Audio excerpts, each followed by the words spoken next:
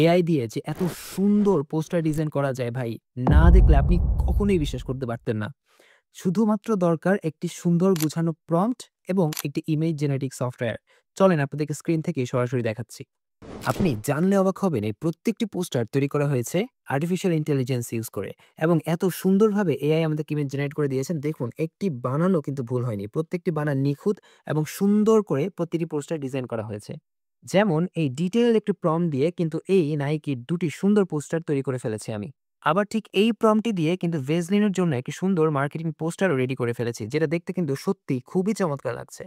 ছোটবেলায় হরলিক্স খেতে কার না ভালো লাগতো? এই চমৎকার এই হরলিক্সের পোস্টারটি তৈরি করেছি এই সুন্দর ডিটেইলড এই প্রম্পটটি থেকে।